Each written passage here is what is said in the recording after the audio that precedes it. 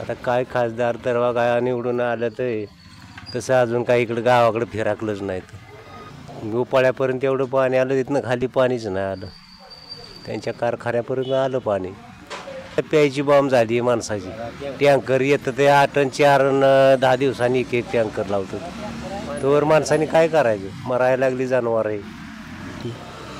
पाण्याचेच 15 दिवस आहे.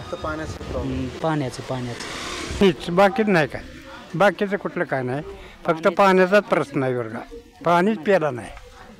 आता आमची विहीर 6 पोरस आहे, पण कुरडे येतात, काय करणार त्याला?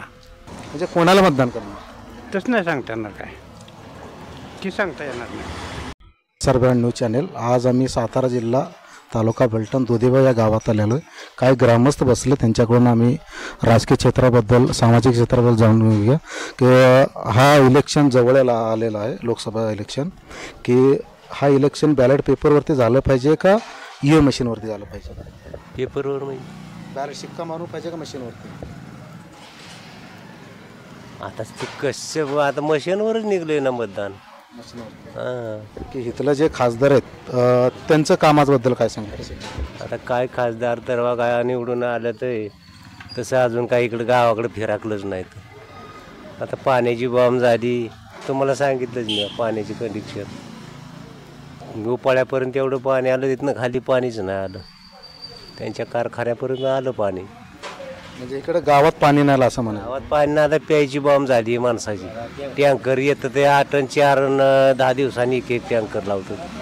तोवर माणसाने काय करायचं? मरायला लागली जनावर आहे. आता यायचं 2024 खासदार म्हणून कोणाकडे बघता येतं? आता काय जनतेची ह्याच्या व्हायची, जे सेवा करेल त्याच्याकडे जनता वळणार. तुम्ही काय सांगाल?